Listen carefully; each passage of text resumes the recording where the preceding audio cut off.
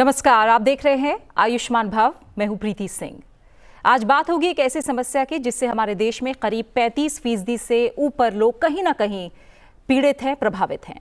आज बात करेंगे गठिया की, या कहें आर्थराइटिस की, या आम भाषा में कहें तो जोड़ों के दर्द की। आर्थराइटिस से पीड़ित व्यक्ति को जोड़ों में सूजन की समस्या और दर्द होता है और यह शरीर में एक या एक से अधिक जोड़ों को प्रभावित कर सकता है। इस बीमारी में आमतौर पर घुटने और कूल्हे की हड्डियां ज्यादा प्रभावित होती हैं, लेकिन कोई भी जोड़ इससे प्रभावित हो सकता है। गठिया के मरीजों में आमतौर में घुटनों, एड़ियों, पीठ, कलाई या गर्दन के जोड़ों में कहीं भी दर्द की शिकायत देखने को मिल सकती है। माना यह जाता है कि उम्र बढ़ने पर लोग इस बीमारी के शिकार होते हैं, लेकिन आजकल गलत खानपान और बदलती लाइफस्टाइल के कारण युवा भी गठिया की चपेट में आ रहे हैं। भारत में लगभग 19 करोड़ से ज्यादा लोगों को गठिया है। दुनिया में हर तीसरे व्यक्ति को गठिया की समस्या है और आंकड़ों में ये बात भी साबित हो रही है, देखा ये जा रहा है, अनुमान ये है कि 2050 तक 1 अरब लोगों को गठिया की समस्या दुनिया भर में होने वाली है। माना जाता है कि भारत में सबसे ज्यादा मामले ऑस्टियोआर्थराइटिस के हैं। अगर दुनिया में तुलना की जाए तो ऑस्टियोआर्थराइटिस के मामले भारत में सबसे ज्यादा हैं। तो चलिए अब हम आज इस बीमारी पर बात करते हैं और इससे जुड़े अलग अलग पहलुओं पर चर्चा करेंगे, जानेंगे क्या है गठिया या आर्थराइटिस, क्यों बड़ी संख्या में लोग इसके शिकार हो रहे हैं, क्या है बचाव, निदान, सावधानियां, इसे कम करने या कहें कि मैनेज करने के लिए हम क्या कर सकते हैं और कैसे गठिया को खुद से दूर रख सकते हैं। तो आज करेंगे इस पर बातचीत। हमारे साथ 3 खास मेहमान स्टूडियो में जुड़े हुए हैं। डॉक्टर राहुल खरे हमारे साथ मौजूद हैं, जो कि हेड हैं department of orthopaedics, doctor RML hospital. बहुत बहुत स्वागत है आपका डॉक्टर खरे। शुक्रिया सनसनी टीवी के साथ इस कार्यक्रम में हमारे साथ जुड़ने के लिए।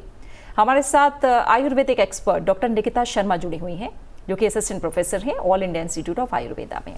बहुत बहुत स्वागत आपका भी डॉक्टर निकिता शर्मा, स्वागत आपका। और हमारे साथ होम्योपैथी विशेषज्ञ भी जुड़े हुए हैं, डॉक्टर शिव नारायण जना, जो कि प्रोफेसर हैं डॉक्टर BR सुर होम्योपैथिक हॉस्पिटल में। आपका भी बहुत बहुत स्वागत है डॉक्टर शिव नारायण जना। डॉक्टर खरे, शुरुआत करेंगे, लेकिन मैं चाहूंगी कि आप सबसे पहले बताएं गठिया, आर्थराइटिस या आमतौर पर जिसे जोड़ों का दर्द बोलते हैं, ये क्या है और क्यों होता है? देखिए, जैसे कि आपने भी अभी बताया कि ये जोड़ों का दर्द तो आम लोग सोचते हैं, और ये होता भी वही है जब जो भी जोड़ हैं हमारे, वो किसी न किसी वजह से अगर ख़राब हो जाते हैं। जो हमारी हड्डियां होती हैं उनके आखिर में एक परत होती है जिसको कार्टिलेज बोलते हैं, वो किसी भी वजह से अगर ख़राब हो जाए, चाहे वो चोट लग जाए या इन्फेक्शन हो जाए या कोई और बीमारी हो या उम्र की वजह से, तो धीरे धीरे करके वो कार्टिलेज ख़राब हो जाता है। जब ख़राब हो जाता है तो फिर वो जोड़ जो है वो दर्द करने लग जाता है, उसके मूवमेंट्स कम हो जाते हैं, टेढ़ापन भी आ सकता है, सूजन भी आ सकती है। तो इसको हम ऑस्टियोआर्थराइटिस के भी बहुत सारे प्रकार होते हैं आर्थराइटिस के, या हिंदी में गठिया बोलते हैं। और इससे जैसे आपने बताया बहुत सारे लोग पीड़ित हैं। बिल्कुल, आपने भी जैसे कहा बहुत सारे लोग पीड़ित हैं। डॉक्टर निकिता शर्मा, आयुर्वेद क्या कहता है आर्थराइटिस, गठिया को लेकर? और जैसे हम बात भी कर रहे हैं कि आंकड़ा लगातार बढ़ रहा है। पहले तो ये कहा जाता था अगर कोई युवा बोले मेरे कमर में दर्द हो रहा है, मेरे घुटनों में दर्द होता है, तो कहते हैं बुढ़ापा आ गया क्या अभी से। लेकिन ये हम शिकायत देख रहे हैं कि तमाम युवाओं को भी हो रही है। बड़ी वजह क्या है? देखिए, पहले तो मैं इस बारे में ये बताना चाहूँगी कि आर्थराइटिस एक डिजीज़ नहीं है, it is an umbrella term, जिसमें बहुत सारे जॉइंट डिसऑर्डर्स इंक्लूडेड हैं, जिसमें से एक आर्थराइटिस, रूमेटॉइड आर्थराइटिस है, ऑस्टियोआर्थराइटिस है, और कभी कभी हम गाउट को भी इसमें इंक्लूड करते हैं। तो जितने भी एनोमलीज, जितने भी विकार जिसमें कि जोड़ों से दर्द से संबंधित बीमारियां हैं, वो सब आर्थराइटिस के अंदर आ जाती है। रीजंस अलग अलग हो सकते हैं। कलेक्टिवली अगर यदि हम बात करें तो सबसे जो प्रमुख कारण आया है आर्थराइटिस का, वो है फॉल्टी लाइफस्टाइल, जो कि आप पहले बता चुके हैं। कहीं ना कहीं हम अपने लाइफस्टाइल को प्रॉपरली मैनेज करने में इतने नेग्लेक्टिंग हो गए हैं, जो हमें आगे लेके जा रहे हैं बहुत सारे नॉन कम्युनिकेबल डिजीज़ में, जिसमें आर्थराइटिस, रूमेटॉइड आर्थराइटिस या ऑस्टियोआर्थराइटिस एक मेजर इश्यूज़ हैं, जो सिर्फ मनुष्य को बीमारी नहीं करते हैं, बल्कि उनको काम करने की जो उनकी क्षमता है उसमें भी उनको बहुत कॉम्प्रोमाइज़ करना पड़ता है। तो it leads to the crippling stage of the patient. बिल्कुल ठीक है, हम आगे जानेंगे कि आयुर्वेद का नज़रिया क्या कहता है और आर्थराइटिस को लेकर। डॉक्टर जना, जब हम होम्योपैथी की बात करते हैं, होम्योपैथी कैसे समझती है, कैसे देखती है आर्थराइटिस को? होम्योपैथी में जो कॉज ऑफ डिजीज हम देखते हैं वो थोड़ा सा जो आम तौर पे हम जैसे देखते हैं कि कोई एक बैक्टीरिया है एक बीमारी तैयार कर दिया, ऐसा नहीं है, थोड़ा सा हटके है। थोड़ा मैं खुल के समझाऊंगा। जैसे हम आमतौर पे जानते हैं ट्यूबरक्लोसिस बहुत रैम्पेंट है, इंडिया में बहुत ज़्यादा होता है। तो ट्यूबरक्लोसिस ठीक भी हो जाते हैं, तो हम चेस्ट एक्सरे भी लेते हैं, उसमें सही आता है, और जो हम इम्यूनोलॉजिकल टेस्ट करते हैं उसमें भी सही आ जाते हैं। पर हम ये सभी लोग मानते हैं कि एक बार पेशेंट भी आके बोलता है, हम भी मानते हैं, हर डॉक्टर जानते हैं कि एक बार ट्यूबरक्लोसिस हो गया उसके बाद इस चीज पेशेंट की सेहत में पूरी तरह से सुधार नहीं आती है, और पेशेंट मेंटल माइंड से लेके हेड टू फुट हर अंग का कुछ ना कुछ परेशानी आगे बताते जाता है, उनकी जीवन कंप्रोमाइज्ड हो जाता है। तो ये सब कोई आज हर चिकित्सा पद्धति में इसको मानते हैं, ये बोलते हैं कि ट्यूबरक्लोसिस क्योर्ड है, पर क्योर होने के बावजूद भी पेशेंट भुगतता जाता है। तो इसीलिए हमारे होम्योपैथी में ऐसा है। तो इसका मतलब ये नहीं कि किसी को मलेरिया हुआ उसके आगे उसका फिर साइड इफ़ेक्ट्स या बैड इफ़ेक्ट्स जो होता गया हम उसको एक कुछ मुख्य प्रमुख कारण मान लेंगे, ऐसा नहीं है। हम इसके होम्योपैथी में प्रमुख कारण के हिसाब से हैनीमैन जो बता के गए हैं, सोरा, सिफिलिस, साइकोसिस, हमें देखा भी है। हम लगातार जो चिकित्सा चल रहे हैं ओपीडीज़ में, आईपीडीज़ में, हर जगह जो इतने सालों से 200 सालों से 250 सालों से चलते आया है, उसमें हमने ये देखा कि उन्होंने जो बताया वही 3 ही मुख्य कारण है। और साथ में अभी जो हमने बताया ट्यूबरक्लोसिस, वो भी बाद में किसी हमारा स्टॉलवर्ट ने बताया, उसको भी हमने अप्लाई करा। जब प्रैक्टिकली जब चिकित्सा शास्त्र में जब पेशेंट आता है उनमें जब हम अप्लाई करते हैं और इसमें हम देखते हैं बहुत ही अच्छा रिजल्ट हमें मिलता है। तो हम ये नहीं मानते कि आर्थराइटिस इटसेल्फ एक डिजीज, वो क्लिनिकल मैनिफेस्टेशन है, उसका अलग डायग्नोस्टिक क्राइटेरिया है। ये सब मानने के बावजूद होता ये है कि एक बहुत बड़ा, जैसे इन्होंने बताया अभी डॉक्टर निकिता ने, एक अम्ब्रेला टर्म आर्थराइटिस है। हम मानते हैं हमारा जो कॉज ऑफ डिजीज बहुत बड़ा अम्ब्रेला है, और उसके अंडर में कैंसर से लेके पाइल्स तक, ब्रेन से लेके मतलब फुट तक सब कुछ बीमारी उसी में इंक्लूड हो जाते हैं। ठीक है डॉक्टर खरे, एलोपैथी के नज़रिए से मैं चाहूँगी आप बताइए कितने तरह का आर्थराइटिस है और क्या इन सब के कारण अलग अलग हैं? जी हाँ, आर्थराइटिस तो जोड़ खराब होने को बोलते हैं। कारण बहुत सारे हो सकते हैं, जन्म से लेकर बुढ़ापे तक, हर उम्र में, हर सेक्स में सभी को हो सकती है। जब बच्चा पैदा होता है तो कई बार हिप्स में इन्फेक्शन हो जाता है, जिसको कि हम टॉम स्मिथ आर्थराइटिस बोलते हैं, तो भी जोड़ खराब हो जाता है। जब बच्चे बड़े हो रहे होते हैं, अगर उनमें कोई टेढ़ापन आ जाए किसी बीमारी की वजह से, जैसे रिकेट्स है, कोई भी मैकेनिकल एबनॉर्मलिटी आ जाए, तो उनको आगे जाके आर्थराइटिस जल्दी हो जाती है, वो जोड़ जल्दी ख़राब हो जाते हैं। उसी प्रकार से जब यंग एडल्ट्स हैं, अगर उनको कोई और मेटाबॉलिक डिसऑर्डर है, जैसे कि यूरिक एसिड बढ़ गया है, गाउट की अभी बात हुई, तो उसमें भी वो यूरिक एसिड क्रिस्टल्स डिपॉजिट हो जाते हैं और जोड़ को ख़राब कर देते हैं, वो भी एक आर्थराइटिस है।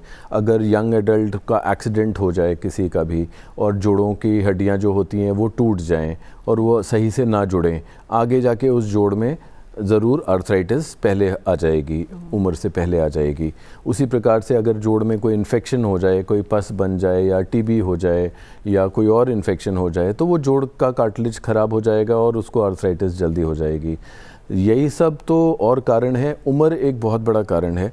जब इंसान धीरे धीरे वृद्धावस्था की तरफ जाता है, तो जैसे जैसे उम्र बढ़ती है, कार्टिलेज वैसे भी नॉर्मली एजिंग प्रोसेस से ख़राब हो जाता है, और उसको हम फिर ओल्ड एज की आर्थराइटिस या ऑस्टियोआर्थराइटिस बोलते हैं। तो ये बहुत सारे एक वैरायटी है, बहुत सारे कारण हो सकते हैं जिनकी वजह से जोड़ खराब हो जाते हैं और वो आर्थराइटिस का रूप ले लेते हैं। भारत में क्यों इतने मामले ज़्यादा हैं, इसकी बड़ी वजह क्या है? है तो हर जगह ही, पूरी दुनिया में है, लेकिन ज़रूर आज जैसे आप कह रही हैं कि भारत में घुटनों की आर्थराइटिस बहुत कॉमन है। विदेशों में, अमेरिका में, यूनाइटेड किंगडम में, यूरोप में हिप्स की आर्थराइटिस ज़्यादा कॉमन है। वो प्राइमरीली इसलिए है क्योंकि हम लोग इंडियंस और जापानीज़ भी ज़मीन पे बैठते हैं, पालथी मार के बैठते हैं, इंडियन टाइप बाथरूम का इस्तेमाल करते हैं, तो उससे जोड़ यंग एज में तो चल जाते हैं, लेकिन जैसे जैसे उम्र बढ़ती है, जब इंसान उस नीचे बैठने की पोजीशन से जब उठता है ऊपर, और कार्टिलेज कहीं थोड़ा भी अगर घिसा हुआ होगा, ख़राब होगा, तो उस पर बहुत ज़्यादा रगड़ पड़ती है और जोड़ और जल्दी से ख़राब होना शुरू हो जाता है। ठीक है डॉक्टर निकिता, क्योंकि आयुर्वेद प्रकृति की बात ज़रूर करता है और कोई जो माना जाता है कि किसी में कोई प्रकृति प्रधान है, किसी में दूसरी प्रकृति प्रधान है।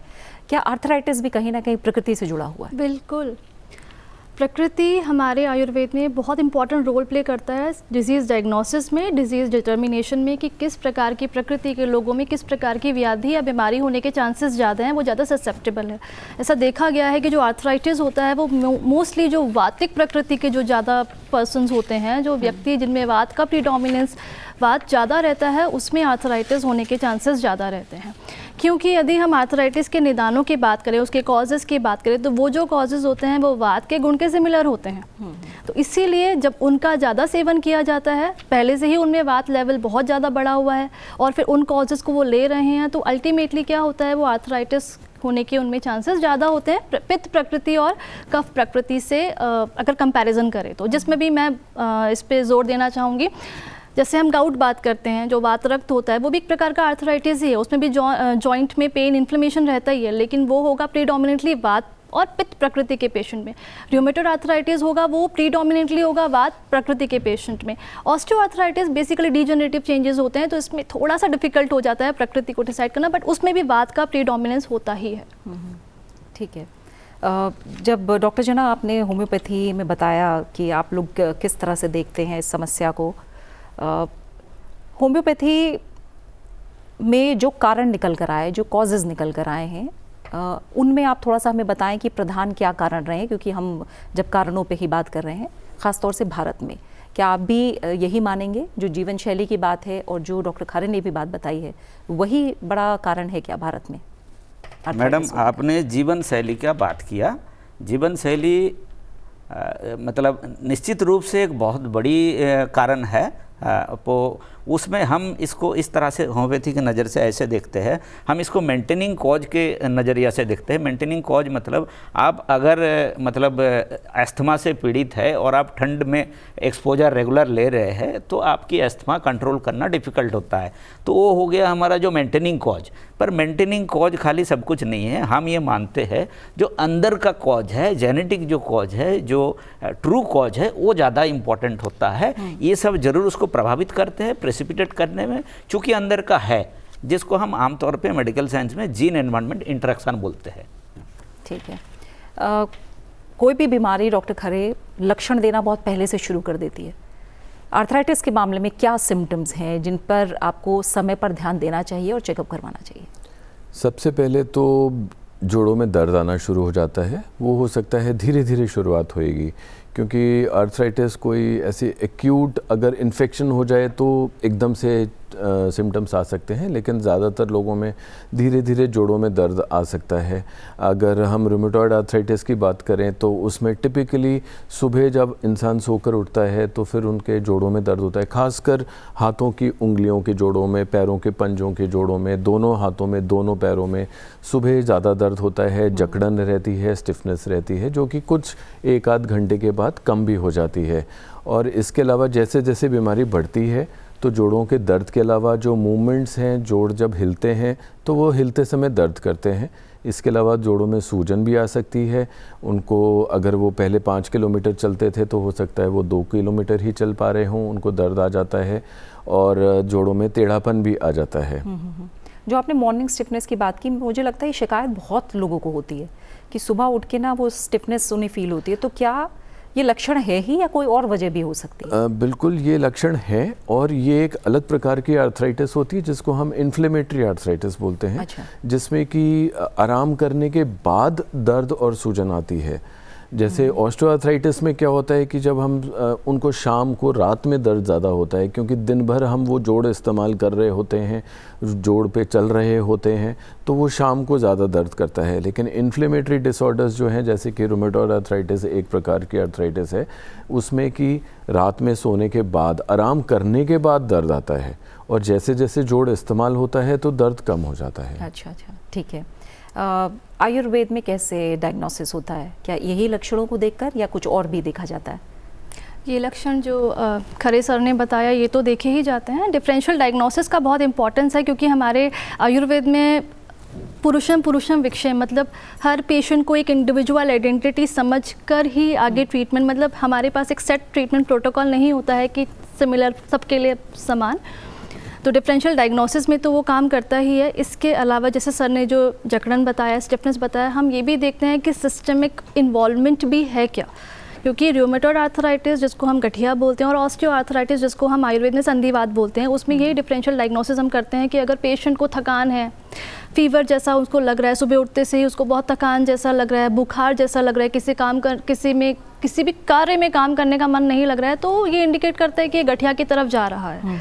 और ऑस्टियोआर्थराइटिस में इसके अलावा पेन रहेगा, स्वेलिंग रहेगी, बट ऐसे सिस्टमिक जिसमें पूरी बॉडी का इन्वॉल्वमेंट थोड़ा कम होता है, ज़्यादातर इसमें जॉइंट्स ही इन्वॉल्व होते हैं। रूमेटॉइड आर्थराइटिस में on the other hand joints भी इन्वॉल्व होते हैं, थोड़ा सा सिस्टमिक इन्वॉल्वमेंट भी होता है। ये एक एडिशनल फीचर है जो कि हमें दोनों के बीच में सापेक्ष निदान करने में हेल्प करता है। ठीक है, होम्योपैथी में कैसे डायग्नोसिस करते हैं? होम्योपैथी में ऐसा है मैडम, जैसे पहले ही आपने पूछा था और हमने भी बताया कि कॉज बहुत इंपॉर्टेंट होता है। कॉज से हम रिलेट करते हैं, पर कॉज से हम ट्रीटमेंट नहीं। ट्रीटमेंट में कॉज का रोल होता है, एक मुख्य रोल होता है, पर हमारा मुख्य जो चीज़ होता है वो होता है सिम्टम के आधार पे। आप ये समझेंगे, जैसे हम एक एग्जांपल देते हैं, एक ब्रायनिया जैसे मेडिसिन है। एक ब्रायनिया मेडिसिन की बात करें तो यही ब्रायनिया हम मलेरिया में भी यूज करते हैं, यही ब्रायनिया हम टाइफाइड में भी यूज करते हैं, इसी को हम रूमेटॉइड आर्थराइटिस में भी देंगे, इसी को हम ऑस्टियोआर्थराइटिस में भी देंगे, इसी को हम मेनिंजाइटिस में भी देंगे, इसी को हम ड्राई प्लूरिस में भी देंगे, प्लूरल इफ्यूजन में भी देंगे, न्यूमोनिया में भी देंगे। आप डिजीज का नाम बोलिए, सब कुछ इसके अंदर है। आप नक्स भूमि का डिजीज का सब कुछ इसके अंदर है। पर जब तक हमें उसका लक्षण सही तरह से मिले नहीं, तब तक हम दवाई नहीं दे सकते। केवल कॉज के आधार पे नहीं देंगे, केवल सिम्टम के आधार पे नहीं देंगे, दोनों का एक सिंथेसिस हम बनाते हैं और उससे हम आगे चलते हैं। ठीक है डॉक्टर खरे, मैं चाहूँगी कि आप कुछ ऐसी चीज़ें बताएं जो हर व्यक्ति सुने कि ये चीज़ें हैं जो आप अपनी दिनचर्या में अगर आज नहीं कर रहे हैं तो आगे जोड़ों की समस्या होने वाली है, और अगर आप ये चीज़ें कर रहे हैं तो भी आपको जोड़ों की समस्या होने वाली है। ऐसी कौन सी बड़ी बातें हैं जो आप बताएंगे? देखिए, जो ऑस्टियोआर्थराइटिस है, जो उम्र की वजह से है, जो सभी को होती है, आज हमारे पेरेंट्स को हो रही होगी तो कल हमें भी होगी। वो उम्र का बढ़ना तो हम रोक नहीं सकते, तो शरीर में बदलाव आ रहे हैं, हमारे ऑर्गन्स में, जोड़ों में जो बदलाव आ रहे हैं उनको हम रोक नहीं सकते, लेकिन डेफिनेटली उनको हम डिले कर सकते हैं। अगर हम अपनी डाइट का ख्याल रखें, हम खूब अच्छा प्रोटीन डाइट लें, बैलेंस डाइट लें, उसमें विटामिन डी, कैल्शियम की मात्रा भी सही हो, और हम खूब एक्सरसाइज करें, अपनी मांसपेशियों को, मसल्स को अगर स्ट्रॉन्ग रखेंगे तो जोड़ों को बहुत सपोर्ट मिलता है, उससे बहुत फ़ायदा होता है आगे जाकर। और उसके अलावा अगर शरीर का वज़न ज़्यादा है तो जोड़ों पे वो लोड ज़्यादा होएगा तो जोड़ जल्दी ख़राब होंगे। अगर कोई कारण किसी का हमें पता है, कोई बीमारी पता चल गई है, किसी वजह से है, उस कारण को कंट्रोल करके, उस कारण को ठीक करके हम जोड़ों के दर्द से और आर्थराइटिस से बच सकते हैं। ठीक है, अब सवाल हम शामिल करना शुरू करते हैं। हमारे पास एक सवाल है और सबसे पहले मैं यही सवाल लूँगी क्योंकि ये बहुत ज़्यादा परेशान है। ये तिजन सिंह है पंजाब से। इनका कहना है मेरे जोड़ों में दर्द होता है, इलाज भी करवा चुका हूँ, दवाइयाँ भी ले चुका हूँ, मैं बहुत परेशान हूँ, मैं जीना नहीं चाहता, इतना ज़्यादा परेशान हूँ, क्या कर सकते हैं ये? अगर ये इतना परेशान है जोड़ों के दर्द से तो इनको ज़रूर एक ऑर्थोपेडिक सर्जन या डॉक्टर के पास जाना चाहिए, अपना एग्ज़ामिनेशन करवाएं और इन्वेस्टिगेट करवाएं, कारण का पता चले कि एक तो उनकी उम्र कितनी है, कौन से जोड़ इन्वॉल्व हैं, कितने ख़राब हैं, उनकी जांचें होनी चाहिए, खून की जांच हो, एक्सरेज हो, बीमारी का पता चलेगा कौन से प्रकार की आर्थराइटिस है, क्यों हो रहा है, तो उसका उनका सही इलाज हो सकता है। बिल्कुल। तो तिजन सिंह जी को हमारी तरफ से भी यही सुझाव और सलाह है, जैसा डॉक्टर खरे ने भी बताया है कि पहले पूरी जांच करें और उसके बाद जाहिर तौर पर इसे मैनेज किया जा सकता है, और निराश ना हो, अगर सही डॉक्टर के पास सही इलाज करवाया जाए तो इसे मैनेज किया जा सकता है। यही सवाल मेरा आपसे भी होगा डॉक्टर कि आपको क्या लगता है दिनचर्या में ऐसी कौन सी बड़ी बातें हैं जिन्हें शामिल करना ज़रूरी है या जो हम आजकल नहीं कर रहे हैं, उनकी वजह से आर्थराइटिस का ख़तरा ज़्यादा बढ़ रहा है? आर्थराइटिस का खतरे का वैसे तो मॉडर्न में बोला गया है कि इडियोपैथिक है ये, इसका कॉज अभी तक पता नहीं चला है, लेकिन एक्चुअली में आयुर्वेद में जो इम्पॉर्टेंट कॉज माना गया है, जो महत्वपूर्ण कारण माना गया है आर्थराइटिस का, वो है ऑल्टर्ड मेटाबॉलिज्म। जब हमारा अग्नि हमारा डाइजेस्टिव पावर ठीक नहीं है, तो उसकी वजह से एक आम का फॉर्मेशन होता है। वो एक्ट करता है हमारी बॉडी में एज एन एलर्जन, और वो एंटीबॉडी ऑटो इम्यूनिटी की तरफ उसको लेकर जाता है। तो सबसे पहले यदि बहुत स्पाइसी, ऑयली, बहुत प्रोसेस्ड फूड ज़्यादा ले रहे हैं, बाहर का खाना बहुत ज़्यादा ले रहे हैं, तो वो एकदम बंद कर देना है। जितना भी लघु और सुपाच्य भोजन है, जिसमें दलिया हो गया, खिचड़ी हो गया, एटलीस्ट वो तो इंक्लूड करना ही है। सेडेंट्री लाइफस्टाइल यदि है, किसी प्रकार का कोई व्यायाम, एक्सरसाइज नहीं है, जो कि आमतौर पर हम देखते भी हैं, हमारी लाइफस्टाइल ऐसी हो चुकी है कि हम इस चीज़ को हमेशा निगलेक्ट करते हैं, वो इंक्लूड करना ही करना है। और तीसरा सबसे मुख्य कारण, दिन में नहीं सोना है। हमारी अब बायोलॉजिकल साइकिल इतनी ऑल्टर्ड हो गई है कि हम रात में देर से सोते हैं और फिर वो कॉम्पेंसेट करने के लिए हम दिन में सोते हैं। तो एक मेजर कारण है, क्योंकि ये क्या करता है, हमारी बॉडी में जो मेटाबॉलिज्म का जो लेवल होना चाहिए, जो प्रोसेस होना चाहिए, उसको अफेक्ट करता है, उसको प्रभावित करता है, जिसकी वजह से जितना न्यूट्रिशन हमारी बॉडी में पहुंचना चाहिए वो नहीं पहुंचता है। आम का फॉर्मेशन होता है, वो फिर आगे जाके इन चीज़ों को और ट्रिगर करता है और ज़्यादा बढ़ाता है। तो ये कुछ 2-3 चीज़ें हैं। प्रोसेस्ड फूड एकदम बंद कर दीजिए, बाहर का फास्ट फूड यदि है तो एकदम बंद कर दीजिए। और सबसे मुख्य बात यह है कि अपने लाइफस्टाइल, हर इंसान को पता होता है कि वो कहाँ गलत जा रहा है, तो अपने आप के बारे में विचार करके हमारे लिए क्या सही है, क्या गलत है, उसका विचार करके lifestyle modification is very important in this disease. बिल्कुल। डॉक्टर जना, जब होम्योपैथी की बात कर रहे हैं, कैसे वो मैनेज करने में हेल्प कर सकता है? जैसे स्टिफनेस की बात हुई या पेन की बात हुई, होम्योपैथी किस हद तक मदद करता है इसमें? होम्योपैथी ऐसे केसेस में बहुत ज़्यादा मदद कर सकता है। बहुत सारे पेशेंट हमारे पास आते हैं जो बोलते हैं कि हमने सारा कुछ कर लिया, सारा मेहनत कर लिए, सारे चिकित्सा कर लिए, किसी भी तरीके से हमें कोई आराम नहीं है।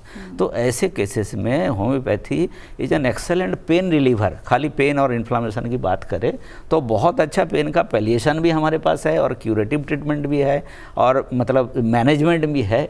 हर तरह से हम पेशेंट को हेल्प कर सकते हैं। एक्यूट सीवियर पेन में बहुत अच्छी तरह हम पेशेंट को हेल्प कर सकते हैं। बहुत सारी दवाइयाँ हैं हमारे पास। जैसे आज की तारीख में हमारे पास जो मतलब पंजीकृत दवाई है वो कम से कम 3000 दवाइयाँ हैं। तो वो 3000 से आप मान लीजिए कि 1.5 से 2000 मेडिसिन आर्थराइटिस में भी काम कर सकता है। तो हमने जो बात पहले भी बताया, अभी भी बता रहे हैं कि बिना लक्षण का हम नहीं देते हैं, और लक्षण के आधार पे आप मतलब ये 3000 में से मेरे ख्याल से 2 से 2500 मेडिसिन में भी ये दवाई मतलब ये इसमें ट्रीटमेंट हम दे सकते हैं।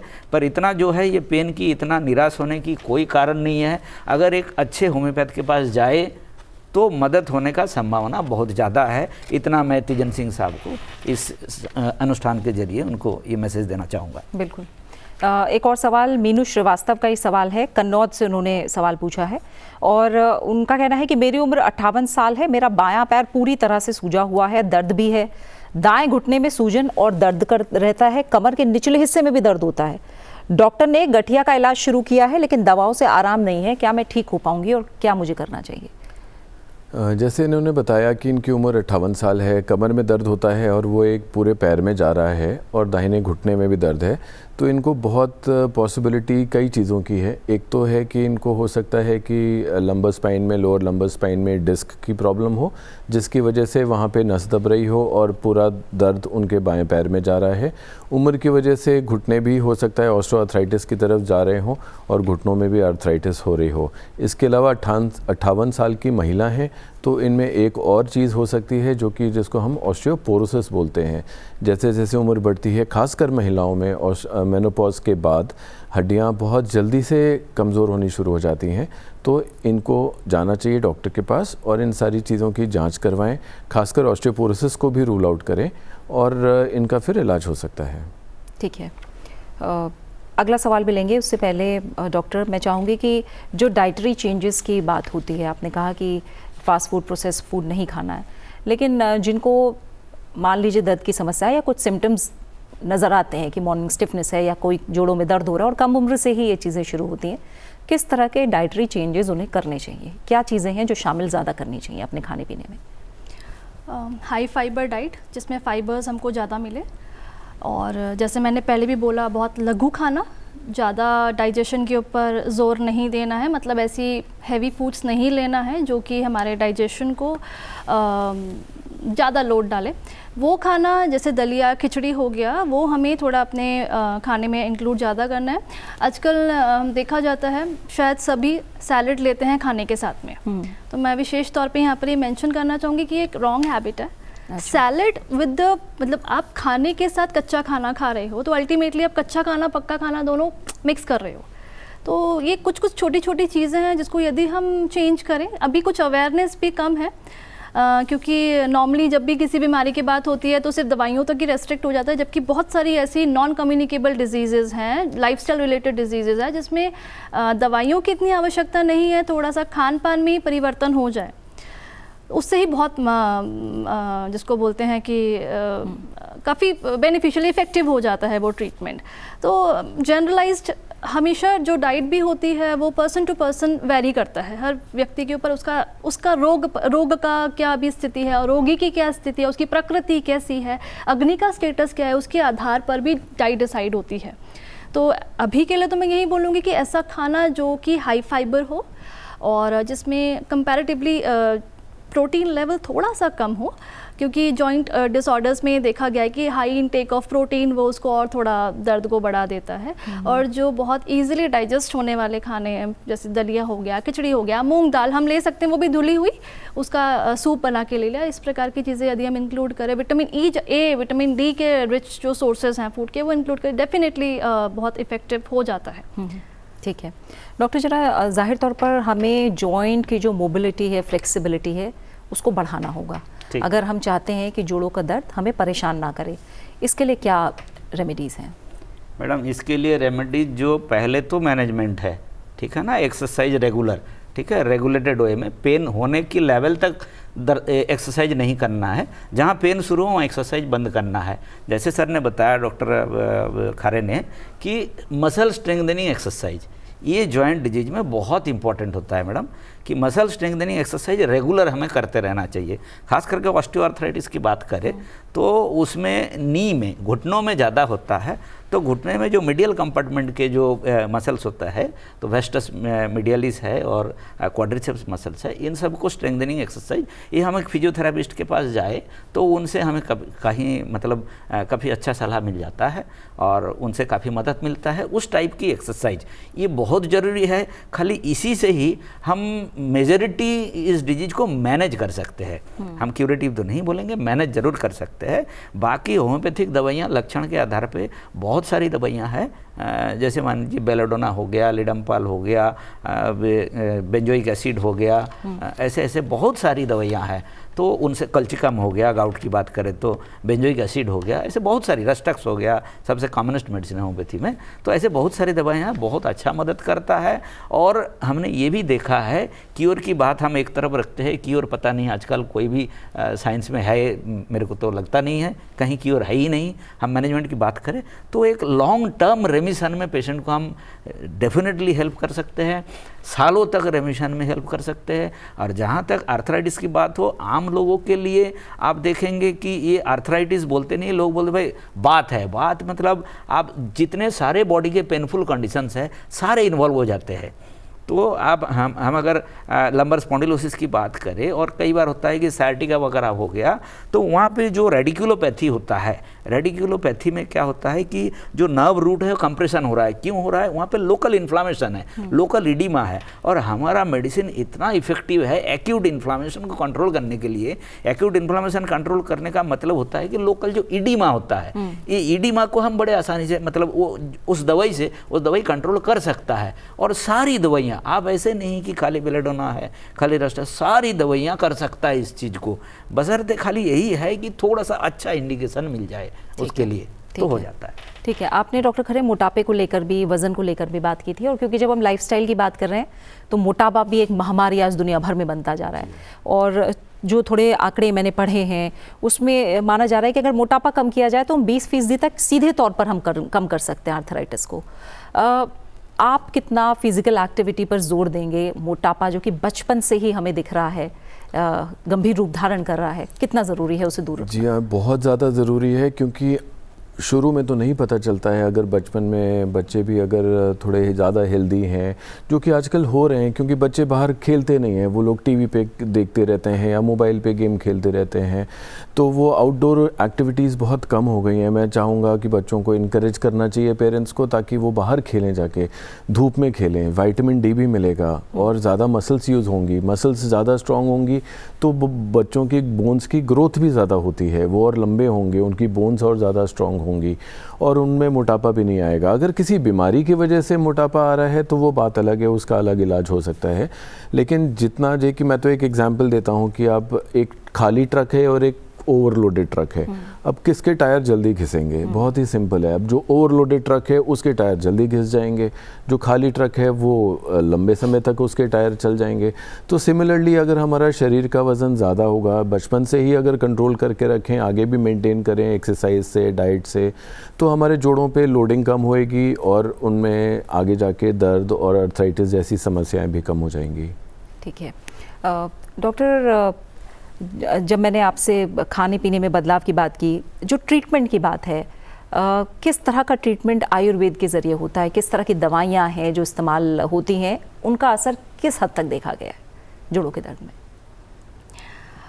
देखिए, जब भी आर्थराइटिस के या जोड़ों से संबंधित कोई भी बीमारी के पेशेंट हमारे पास आते हैं तो सबसे पहले हमारा जो लाइन ऑफ ट्रीटमेंट होता है वो निदान परिवर्जन, निदान दैट मीन्स कॉज, और परिवर्जन मतलब टू अवॉइड। पहले हम प्रॉपर डिटेल हिस्ट्री लेकर पेशेंट का एनालाइज करते हैं कि वो कौन कौन से कारण हैं जिनकी वजह से उनको ये सब डिजीज़ हुई है, ये विकार हुआ है, उसको हम सबसे पहले उससे मना करते हैं, उसको निदान परिवर्जन। दूसरा, हम अग्नि के ऊपर चिकित्सा करते हैं, क्योंकि हमारे आयुर्वेद में ये माना गया है कि ये जो डिसऑर्डर है वो अग्नि में, जब मेटाबॉलिज्म का कुछ प्रॉब्लम होता है, जब अग्नि थोड़ी सी कम हो जाती है तो ये रीज़न होता है। तो हम अग्नि के लिए उसको संदूषण या उसको क्या बोलते हैं कि उसको स्ट्रॉन्ग करने के लिए हम अग्नि की चिकित्सा करते हैं, जिसको दीपन पाचन चिकित्सा बोलते हैं, जिसमें बहुत सारी मेडिसिन है, जैसे शुंठी हो गया, पंचकोल हो गया, वो हम पेशेंट को देते हैं, प्रोवाइडेड ये देखकर कि उसकी प्रकृति क्या है और अभी स्टेटस ऑफ व्याधि क्या है, अच्छा, रोग किस अवस्था तक पहुंचा है, कितना डोज देना है। इसीलिए किसी का कहकर सुनकर मैं बिल्कुल रिकमेंड नहीं करूंगी। प्रॉपरली किसी एक प्रैक्टिशनर के पास जाइए, आयुर्वेद प्रैक्टिशनर के पास जाइए, अपनी पूरी डिटेल हिस्ट्री के आधार पर उसको पता लगाने दीजिए कि अभी आपके बॉडी में दोषों का लेवल क्या है, व्याधि का लेवल क्या है, उसके आधार पर फिर डोज डिसाइड होती है। बहुत हद तक तो इसी ट्रीटमेंट से पेशेंट को रिलीफ मिलता है, पेन में, स्टिफनेस में एंड इन्फ्लेमेशन में भी, जो डेली लाइफ एक्टिविटीज़ करने में उसको प्रॉब्लम हो रही है उसमें उसको काफ़ी सुधार मिलता है। प्रोवाइडेड हम साथ में डाइटरी रिकमेंडेशंस भी देते हैं, क्या खाना है, क्या पीना है, उसका विहार भी कैसा, उसका लाइफस्टाइल भी कैसा हो, आहार के साथ साथ विहार भी कैसा होना चाहिए। उसके बाद आता है हमारी शोधन चिकित्सा, जिसमें हम पंचकर्मा प्रोसीजर्स करते हैं, विरेचन जिसको परगेशन बोलते हैं, यदि हमें आवश्यकता लगती है तो हम वो रिकमेंड करते हैं। उसके आगे भी अगर जाते हैं तो बस्ती एक ट्रीटमेंट है, वो भी हम देते हैं। अब किस औषधि से देखना है, ये अगेन कोई सेट पैरामीटर नहीं है, वही फिर से व्याधि की अवस्था क्या है, रोगी की प्रकृति क्या है, और सबसे पहले रोगी का बल क्या है, वो उतना सस्टेन भी कर पाएगा क्या, उसके आधार पर फिर। और यहाँ तक भी देखा गया है पेशेंट में कि नॉर्मली आर की वैल्यू 20 यूनिट्स पर ml मानी गई है नॉर्मल लेवल।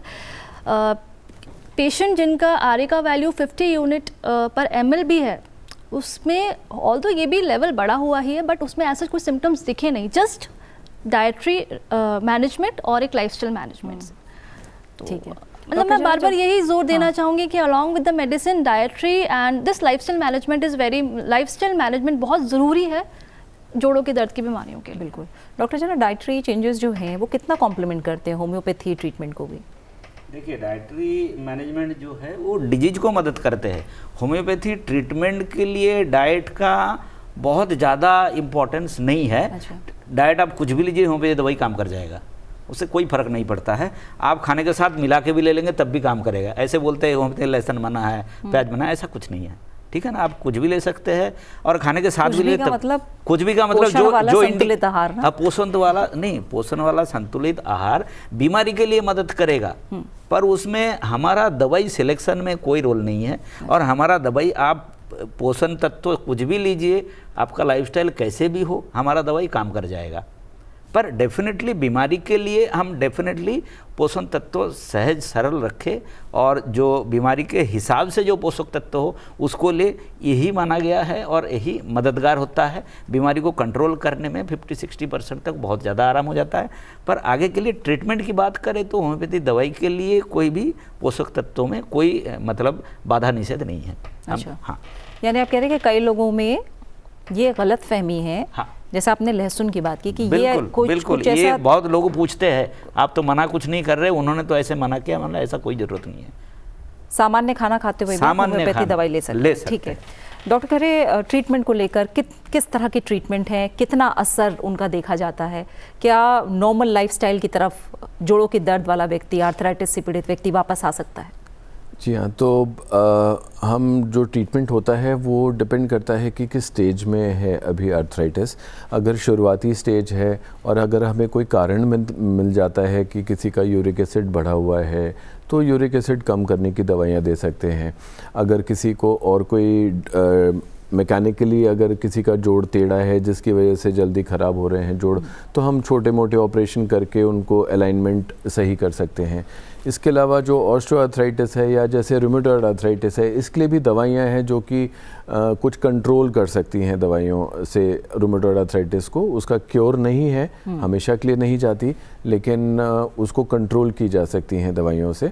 ऑस्टियोआर्थराइटिस में शुरुआत में जैसे कि मैंने पहले भी बताया कि एक्सरसाइजेस का बहुत बड़ा रोल है, muscle strengthening exercises and diet control, weight reduction, और कुछ मेडिसिन्स हैं जो कि टेम्परेरीली दी जाती हैं। अगर दर्द है तो दर्द की दवा कुछ दिनों के लिए ले सकते हैं।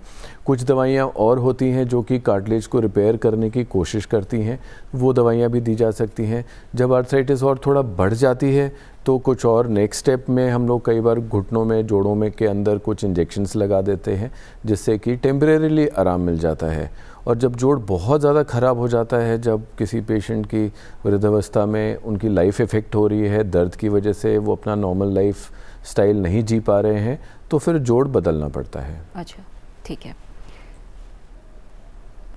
डॉक्टर शर्मा, अब एक सवाल लेते हैं। शालू तिवारी का सवाल है, रांची से इन्होंने पूछा है, मेरी उम्र 65 साल है, मेरे घुटनों में दर्द होता है और डॉक्टर ने बताया हड्डियां घिस रही हैं, कार्टिलेज कम हो गया है, क्या कोई घरेलू उपाय से दर्द कम किया जा सकता है या कार्टिलेज को बढ़ाया जा सकता है?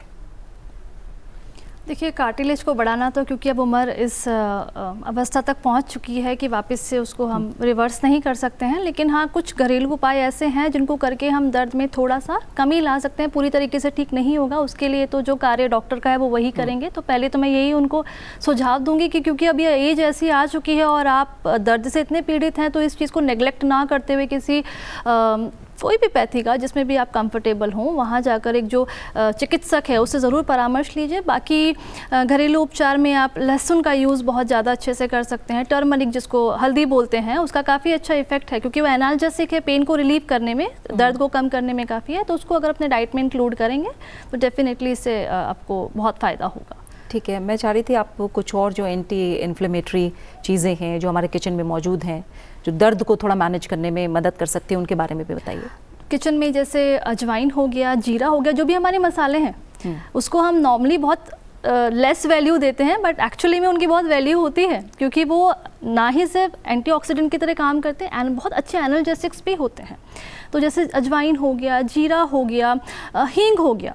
अब क्योंकि ये सारा काम क्या करे, एनाल्जेसिक्स क्यों? क्योंकि जब आम की अवस्था आ चुकी है तो वो इनडायरेक्टली क्या कर रहा है, पेन को बढ़ा रहा है। तो हमको आम की अवस्था को कम करने के लिए अग्नि के ऊपर काम करना है, इसलिए ऐसी चीज़ें जैसे हींग, अजवाइन, जीरा, हल्दी, अच्छा हाँ, उसको यदि इंक्लूड करें हम हमारे खाने में, डेफिनेटली इससे फिर बहुत अच्छा इफ़ेक्ट मिलता है। ठीक है, एक सवाल और है डॉक्टर जना, ये इन्होंने पूछा है कि मेरे कंधे में दर्द होता है, हाथ ऊपर की तरफ नहीं उठा पाता हूँ। ये इन्होंने एक कंधे की बात करी है, इनके बाएं कंधे में दर्द होता है। मेरी उम्र 80 साल है, घुटनों में भी दर्द होता है, क्या ये गठिया है? क्या इस उम्र में इसे ठीक किया जा सकता है? मैं इस उम्र में क्या क्या सावधानियाँ बरतूँ? ऐसा है, उन्होंने जो बताया कि घुटने में दर्द होता है और बाएं कंधे में दर्द होता है, तो बाएं कंधे में जो दर्द होता है वो एडहेसिव कैप्सुलाइटिस हो सकता है, जिसको फ्रोजन शोल्डर बोलते हैं हम। तो इसका तो होम्योपैथी में चिकित्सा संभव है, बाकी जो बात रही उनका जोड़ों के घुटने की दर्द का, घुटने की दर्द में उन्होंने ये नहीं बताया कि घुटने में सूजन है कि नहीं है। अगर सूजन नहीं है तो ऐसी चीज़ों में तो मतलब सुधार काफ़ी संभव है, और अगर सूजन है तो वो जोड़ों की मतलब आर्थराइटिस हो गया, तो अगर सूजन है तो उस हिसाब से भी अगर कुछ चिकित्सा लिया जाए, आराम ज़रूर होता है, क्योर का बोल नहीं पाएंगे, आराम ज़रूर होगा और लंबी समय के लिए आराम होगा। Quality of life, excellent quality of life हम होम्योपैथिक दवाई से दे सकते हैं उनको। ठीक है, अब हम अगला सवाल लेंगे। ये सवाल इंदौर से पूछा है विप्लव कुमार ने। डॉक्टर खरे, ये सवाल है, इन्होंने कहा है मेरी उम्र 15 साल है, मेरी लंबाई 6 फीट है और वज़न 80 किलो है। मुझे फ्लैट फीट और नॉक्ड नीज की समस्या है। मेरे को ये टेंशन रहती है इस उम्र में ही कि जब जैसे जैसे मेरी उम्र बढ़ेगी तो क्या मुझे गठिया होगा, दर्द होगा मेरे जोड़ों में। 6 फुट की हाइट है, 15 साल की उम्र में तो ग्रोथ तो बहुत अच्छी हो रही है, और 6 फुट की हाइट में 80 किलो वज़न भी हो सकता है। अगर उन्होंने बताया है कि फ्लैट फुट की समस्या है तो और नॉक नीज़ हैं, घुटने आपस में टकरा रहे हैं, इसका मतलब कि उनका अलाइनमेंट बिगड़ गया है।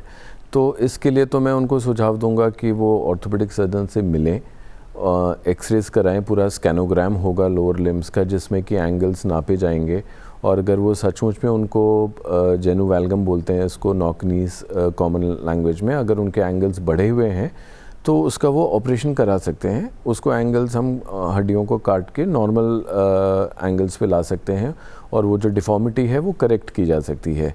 अगर इसको हम करेक्ट नहीं करेंगे तो ज़रूर आगे जाके, क्योंकि पूरी मैकेनिक्स हमारी बिगड़ जाती है, पूरा हमारा शरीर का जो वज़न है वो उन जोड़ों और उन हड्डियों के थ्रू जो जा रहा है, क्योंकि वो टेढ़ेपन की वजह से वो सारे पूरी मैकेनिक्स बिगड़ जाती है, तो कार्टिलेज पे अलग असर पड़ता है, अलग अलग जगहों पर अलग अलग वज़न पड़ता है, तो कार्टिलेज थोड़ा डेफिनेटली जल्दी ख़राब हो जाएगा और उनको जल्दी ही आर्थराइटिस हो सकती है आगे जाके लाइफ में। बिल्कुल।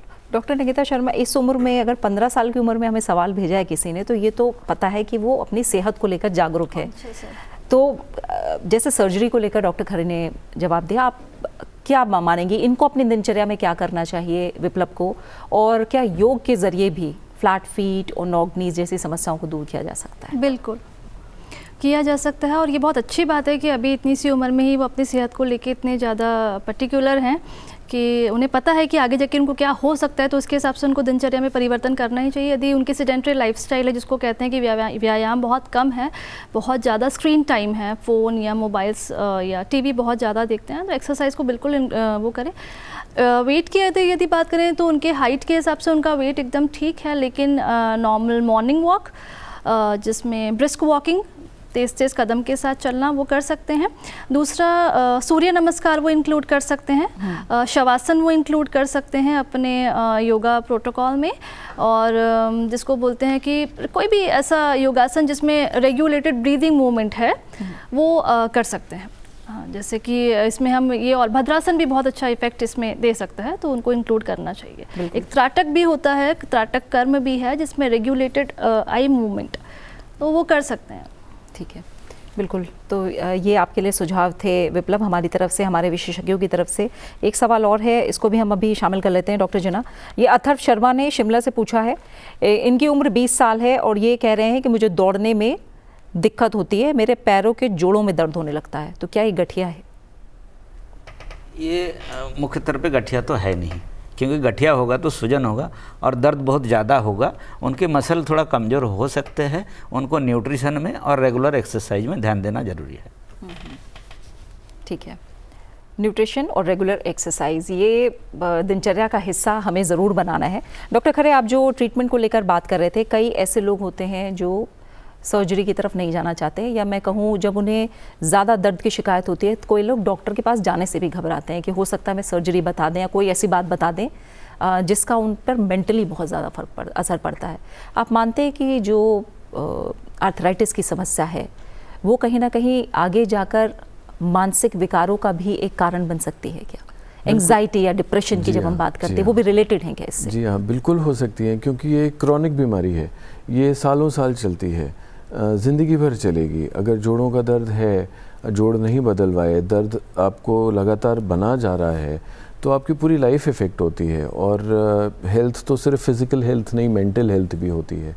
वो जो चाहते हैं काम करना, एल्डरली लोग अपने ग्रैंड पेरेंट्स बच्चों के साथ खेलना या कहीं बाहर जाना, नहीं जा पा रहे हैं, तो ज़रूर उनकी मेंटल हेल्थ भी इफ़ेक्ट होती है। तो इसलिए उनको डरना नहीं चाहिए।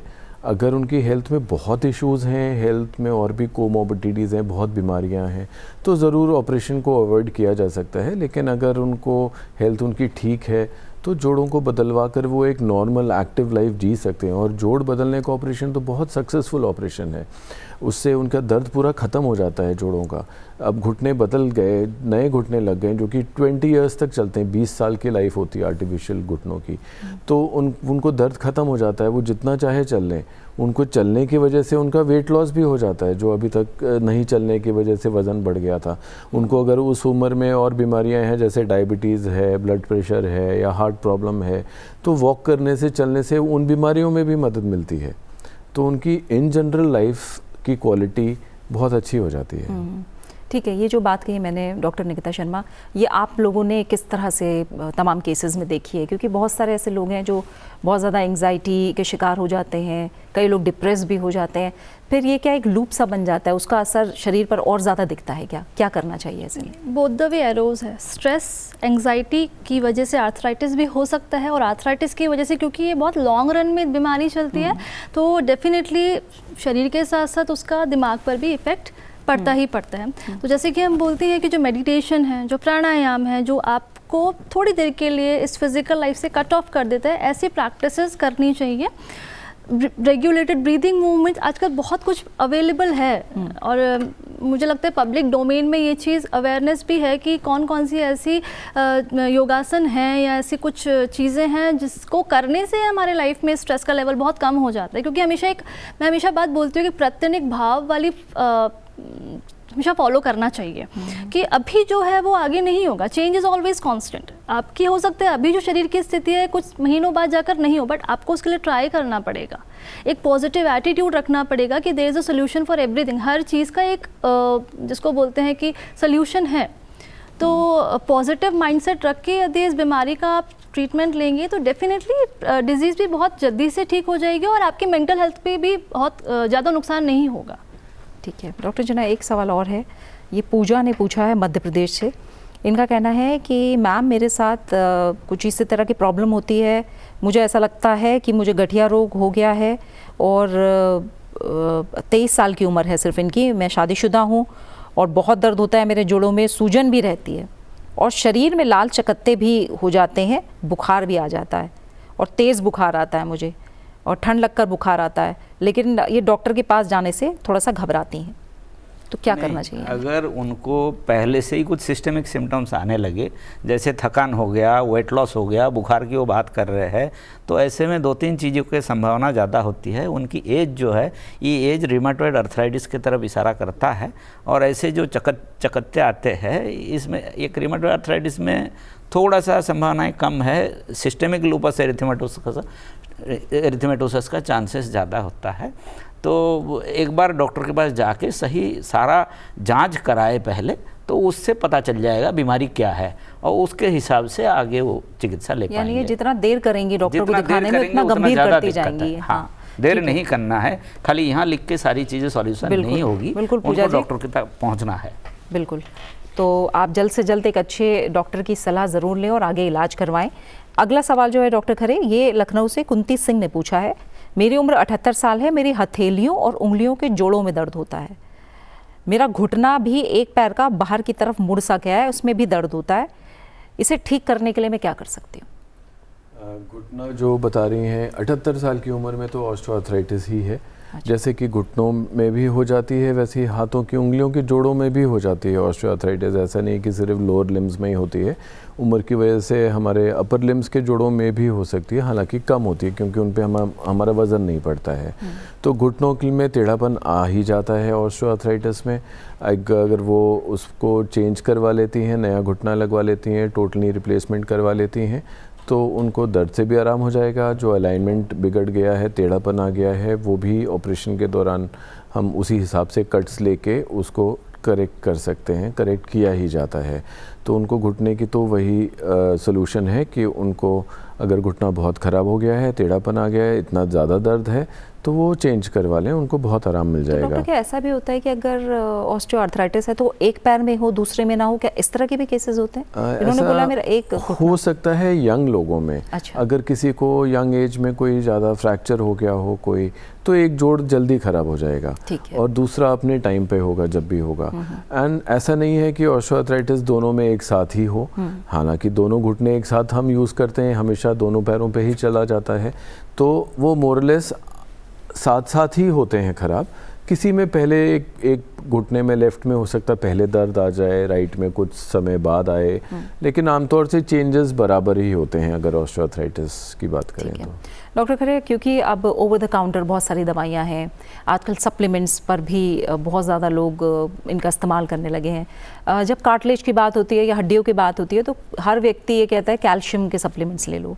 ये कैसे लेने चाहिए, किन्हें नहीं लेने चाहिए, और डॉक्टर की सलाह लेना इन सब के लिए कितना ज़रूरी है?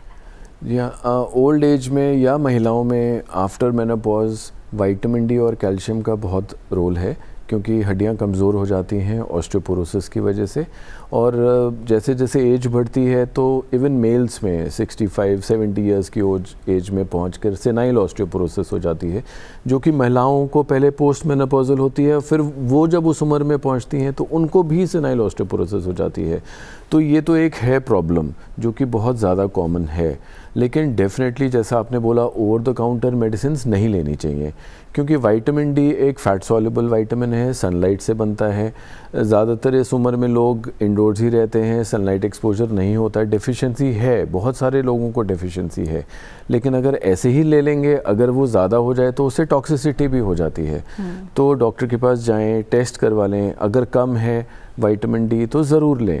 कैल्शियम भी लेना ज़रूरी है, सप्लीमेंट्स, और डाइट भी, milk and milk products, calcium rich जितना भी खान पान है वो लेना भी बहुत ज़रूरी है, क्योंकि देखिए नेचुरल खाना पीना नेचुरल होता है, वो सबसे ज़्यादा अच्छा होता है। ठीक है, नेचुरल खाना पीना। और आयुर्वेद को लेकर भी ये है डॉक्टर शर्मा कि लोगों को कोई दवाइयाँ बता दीजिए, मान लीजिए कोई भी आयुर्वेद दवा है, किसी पर अच्छा असर किया है, क्या वो सभी पर असर करे, ये ज़रूरी है? किसी भी आयुर्वेदिक विशेषज्ञ की सलाह लेना किसी भी दवाई को शुरू करने से पहले कितना ज़रूरी है? क्योंकि लोगों के मन में ये है कि आयुर्वेदिक है तो इसका कोई साइड इफ़ेक्ट नहीं होगा। नहीं, बिल्कुल, जिसका एक्शन है उसका रिएक्शन होना तो लाजमी है ही सही। तो ये जो भ्रांति फैली हुई है समाज में कि हम आयुर्वेद की दवाइयाँ किसी भी स्थिति में ले सकते हैं, बिना कंसल्टेशन के ले सकते हैं, तो ये बिल्कुल गलत है। क्योंकि लॉन्ग रन में जाकर यदि उनका बहुत लगातार उपयोग होता है तो वो आपके शरीर पर, यदि आपके शरीर के लिए वो उपयोगी नहीं है तो फिर वो आपके शरीर को हार्म करना स्टार्ट कर देगी। तो इसीलिए दवाइयाँ हैं, हमारी दवाइयाँ वीर्यों के ऊपर काम करती है, वीर्य जिसकी पोटेंसी जिसको बोलते हैं, वो दवाई हो सकता है आहार के रूप में। जैसे अश्वगंधा है तो अश्वगंधा हम आहार के रूप में भी ले सकते हैं, औषधि के रूप में भी ले सकते हैं, बट आहार के रूप में कितनी डोज लेनी है, औषधि के रूप में कितनी डोज लेनी है, वो तो आपको सिर्फ एक जो आयुर्वेदिक चिकित्सक है आपकी स्थिति को एनालाइज करके वही बता सकता है। मेरे आपसे ये गुजारिश है कि इस प्लेटफॉर्म के द्वारा मैं ये चीज़ बताना चाहती हूँ जन सामान्य में कि अपनी खुद की वजह से कोई भी आयुर्वेद दवाइयाँ नहीं लीजिए। ठीक है, किसी अच्छे आयुर्वेद डॉक्टर से ज़रूर कंसल्ट करिए, नहीं तो फिर लॉन्ग रन में जाकर आपको इसका भुगतान करना पड़ेगा। बिल्कुल। और डॉक्टर जना, जब होम्योपैथी की बात कर रहे हैं, आजकल होम्योपैथी में भी है, लोगों में बहुत आम होते हैं कुछ दवाइयों के नाम और अपने आप लेना शुरू कर देते हैं। ये कितना सही है, कितना गलत है, आपकी क्या राय है इस पर? नहीं, देखिए, होम्योपैथी की दवाई अगर 1-2 डोज किसी ने ले लिया, हो सकता है कोई साइड इफ़ेक्ट ना हो, ये चीज़ भी पूरी तरह से गलत है। सोच कि होम्योपैथी का कोई साइड इफ़ेक्ट नहीं है, बिल्कुल होता है। अगर रेगुलरली आप कोई दवाई बिना रिकमेंडेशन का लिए जाते हैं तो वो आगे चल के, हमारा जो होम्योपैथी दवाई आता कहाँ से वो ज़रा अगर हम समझाएं तो उससे पता चल जाएगा। हमारा एक्स दवाई है, वो एक्स दवाई को नॉर्मली ज़्यादातर एलोपैथी में या इसमें क्या होता है कि एनिमल प्रूविंग होता है, एनिमल के ऊपर टेस्ट किया जाता है, और होम्योपैथी का प्राइमरी ये है कि हम ह्यूमन्स पे टेस्ट करते हैं। हाँ, उसका हमारा इथिकल अप्रूवल ज़रूर होता है, और इस लेवल तक हम नहीं जाते कि जहाँ पैथोलॉजी तैयार हो, तो उससे पहले हम रोक देते हैं।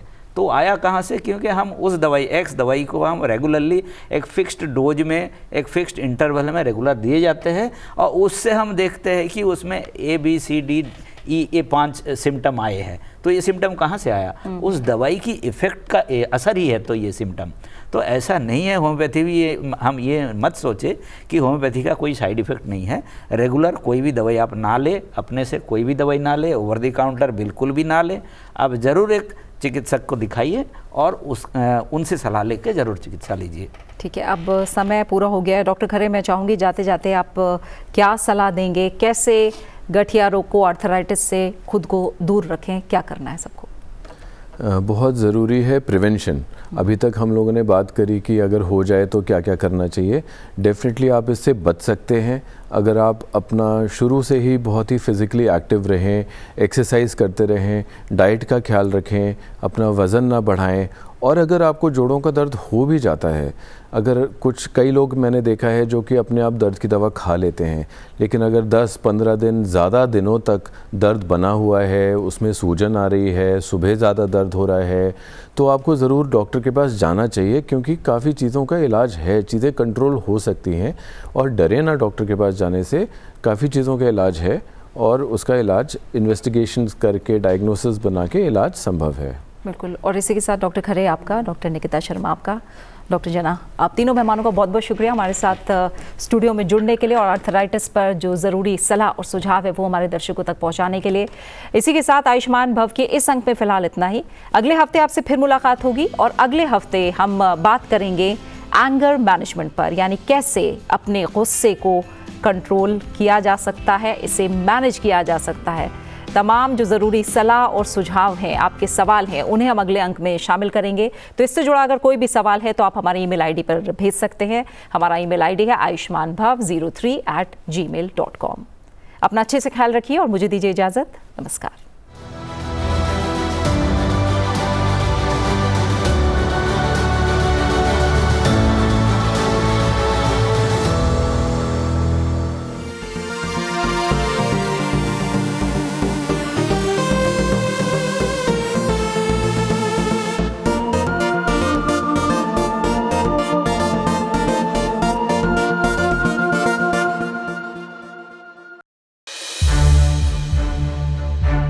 To watch more programs of Sunset TV, subscribe to our YouTube channel and don't forget to like and share them.